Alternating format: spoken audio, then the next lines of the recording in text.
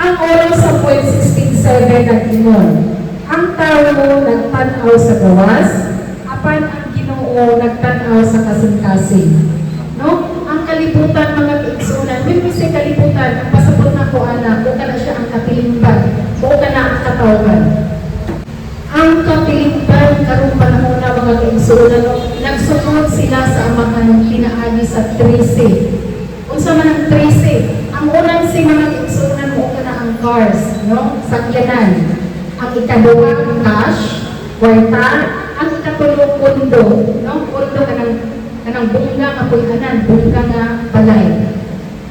Kung ang amahan ganit karong panahon na anang tulo kasi, respetado, kaayo na siya sa katilingban, no? Siguro nakabantay, siguro mo anak, no? Nga murag unfair yung usahay. Ibutang na, dahil duha ka amahan nga mo-attend o party. Ang usa ka amahan ni attend o party, gasakyanan. Nindot siya gasakyanan. Pag naon anak niya sa sakyanan, natural ang mga bisita, ang mga nauna na bisita na dito manglinig, yun na, uy, binisa man eh, pag ganito man ang sakyanan.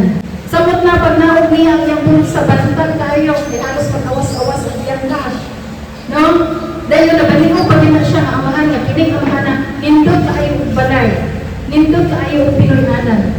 Di ba, ang tagbalay ana, iskorta na niya, gikan paggawa sa sakyanan, iskorta na niya, paingon dito sa pinakatubangan na lingkuranan. O karon pa na sa may gusto nimo, tubig, juice, wine, diba? Ingon anak na respetado ang mga amahan karon nga aduna ng 13. Pero gani at atong amahan nga ultimo, gatong uyamot nga amahan, muabot gani dakumiyot. Kunya ang iyang kwarta muna ang tinipi kay ipalit bukas. Hindi nahibawan na iyang balay barong-barong, sintor kaayo. Di ba halos hindi na pansinon. No? Ingon anak na harsh ang kalibutan karon.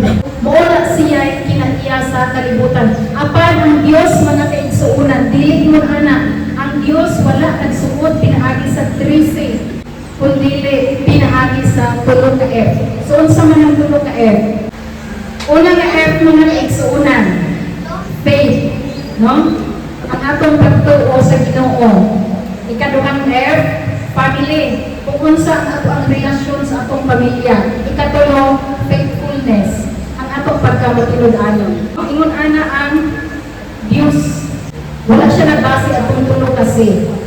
Speaking of family, adunay mga anak karong panahon na nagsukod sa pinansyal na kahimtang sa ilang amahan, sa ilang ginikanan.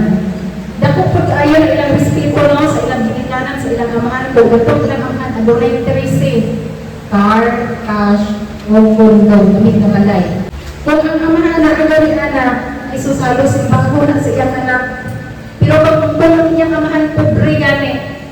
Dahil kung ikumpara niya sa iyang kaugalingon nga, uy, mas successful man po kaysa akong amahan sa akong ginikanan. Mas dako man po sweldo. Tigurong na sila. No? Stable ko, naplastar na ko. Adunay ubang anak karon mga kaigsuunan nga. Musukol na dayon sa ilang ginikanan. Wala na'y respeto. Bubihay-bihay na sa ilang mga ginikanan.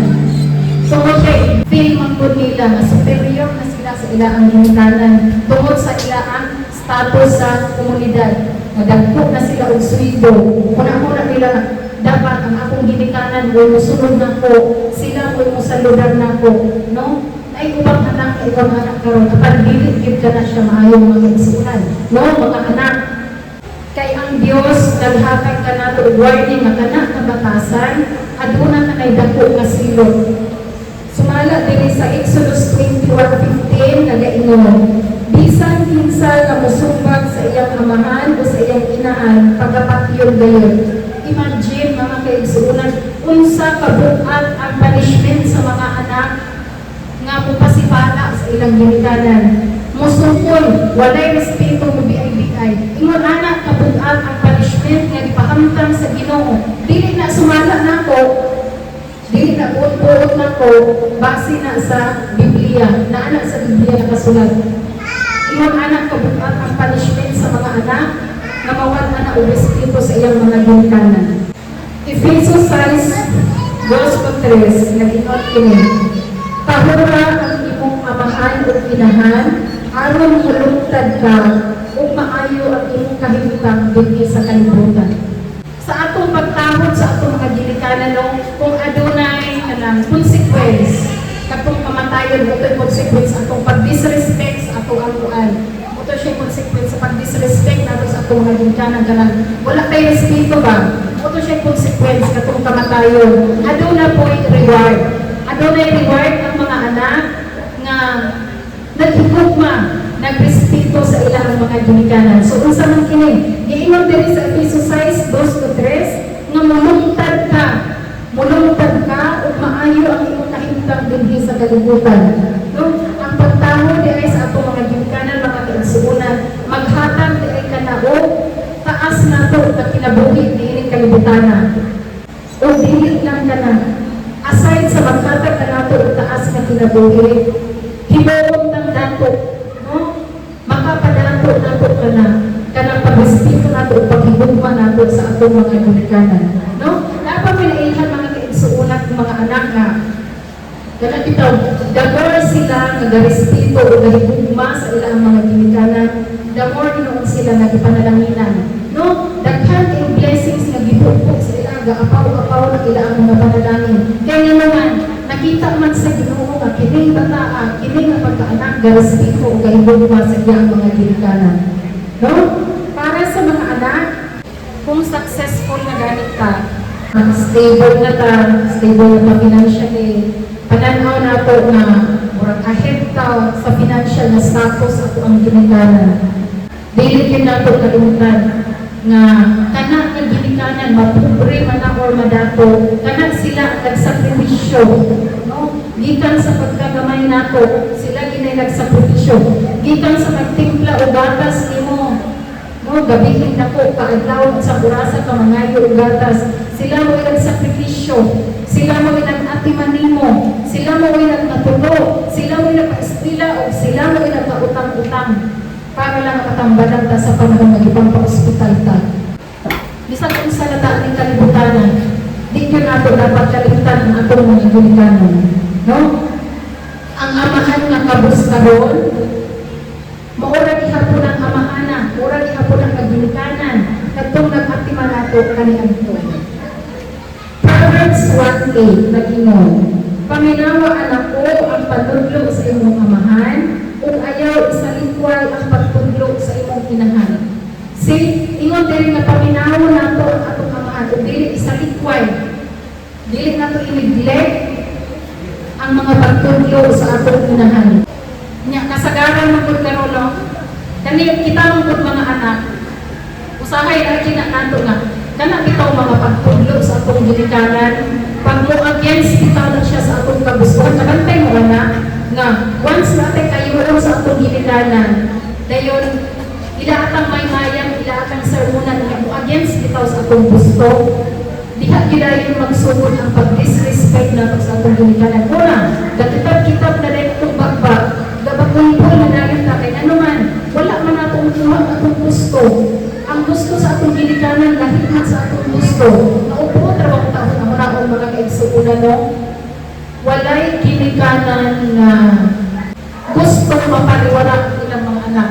Tanan ginang istorya, tanan tudlo sa ginikanan sa amahan sa inahan, para gina sa kaayuhan sa ilang mga anak. Wala gyud ginikanan ingon nga, lakaw pagtagay dito, pagpupok dito. Wala gyud. Wala inahan ug amahan ingon nga lakaw panigarilyo, pagdroga dito. Wala gyud. Tanan istorya sa ginikanan para gina sa atong kaayuhan. No? Una, kung sa may istorya sa atong ginikanan, atong respetuhon kay para man sa atong kaayuhan. Dayon ikaduha kana mga ginikanan mong nato, taas na sila kung kasinatian kumpara nato. Nakita na nila na kung tugutan ang kuning kong anak ani nga butang. Na may mga consequence kung anak. Usahay kita mga anak magmurag magpatuhaga ang bitaw pagkung sa itong bata. Kani ganahan ko ani. Kunya kana ato mga ginikanan manggo, nasayon na sila kung isay pwede nga consequence, isay pwede makitabo niya na ako ang gipangayon. Unang dili gyud tanang higayon, dili tanang oras na natay kayo ihatag na sa ginikanan. May mayan gyud ana nila kung unsay para kaayuhan nato. No? Siguro nakabantay mo ang putan o may agi ba sa mga newsfeed ninyo inyo, mabuhay lang nga katulad itong pagbarkada bitaw sila dahil ngayon at ako yung mga sagulang ko ilang barkada gidala siya og tagay pag human nila og tagay bitaw gikulata siya sa iyang mga barkada mga bayi ra po gitabangan siya ang bakit ko kabalo asa ko nga lugar pero naginang sa akong newsfeed pa imagine katong mapagkaanak o kaminaw ka lang nakita siya sa tudlo sa iya ang mga Dominikanan say dili makitabo sa iya mahitulatakan siya sa iya ang mga kuan iya mga barkada kay malikay manunta siya ato malikay manunta siya sa plano sa iya mga barkada na kulatahon siya pag human tagay na ibutang ta katong anak ka nag-istorya iyang inahan na ayaw pagkanto no apan nang supak siya kay una niya ay mawagan magtuog freedom ani akong ginikanan oy maupoto na ako para mapudunta sa kaayuhan atong mga anak ayon ang una sa atong mga ginikanan ang anak mga kaigsuonan nga kanang mosugod bitaw sa ginikanan actually dili man na siya issue bahin sa mga material na butang dili din na siya issue bahin sa kwarta kundi issue bitaw sa kasing-kasing no wala nato ipapuyo ang Ginoo sa atong kasing-kasing napasulabi na kasi itong mga kagustuhan kay wala na ang Ginoo nagpuyo na nato no ug sa amahan kini para ni sa mga amahan kung nasakitan ka sa gibuhat sa iyong anak ayaw pagdumog mga amahan ayaw pagbalos hinuon iampo ang iyong mga anak no pag-ampo sama sa gibuhat ni David nasakitan siya sa iyang anak ni si Absalom kung sa may gibuhat nag-ampo siya no wala niya ibalo siya pasakit ng iyang anak pareho po dito sa the prodigal son kung nakabalo mo sa story ng the prodigal son pag human kuha sa iyang anak sa iyang kamahinanan ninglayas siya to siya ginustay niya ang tanan niyang bahin kung sa gibuhat sa amahan nagbulat taon ang iyang amahan dito sa adlaw ug gabi kay gapaabot siya ng balik ang iyang anak see wala siya masuko wala niya masakiti ang iyang anak nagbulag siya dito sa pagbalik sa iyang anak dako kaayo ang kalipay diba kapakuan ko siya kapaparty ko siya ipaparty na niya yung anak kaya nalipay siya sa pagbalik sa iyang anak mao nga para sa mga tatay na ani adul karon paminawag ini ang inyong mga responsibilidad mga tatay mga daddy mga papa mga amahan dili lang na mahuman sa pag-provide ng pagkaon sa inyong mga anak dili na siya mahuman sa pag-provide ng sinina pag-provide ng kakatulilan nila o pagpa-eskwela ang Diyos nagsulti niya sa Efeso 4:8 kamo nga mga amahan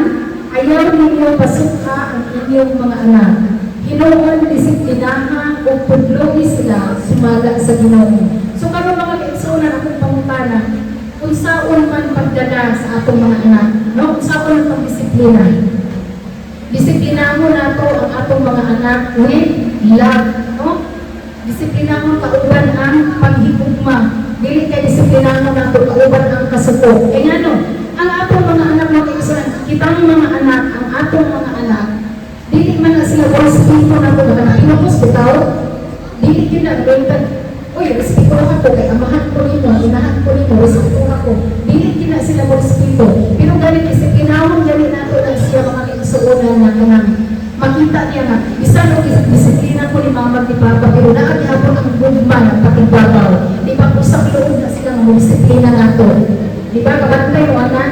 Kining tulong tudlo sa Ginoo nga kaigsuonan. Nagpasabot kini nga dili lang bahin sa material nga butang. No? Kabalo mo sa pinakadako nga kabilin sa mga ginikanan para sa ilang mga anak. Dili yun yuta. No? Kaya nga no, para yuta bitaw, mag-pause rin na siya o kasamo. No? Napakoy nahibawan na, mapatay din ang igsoon sa iyang igsoon para lang sa yuta.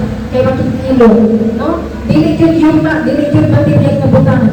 Ang nindot na kabilin sa mga ginikanan sa ilang anak. Kundi ang mahadlok sa Ginoo. No? Naaka na sa Deuteronomy 6:6-7.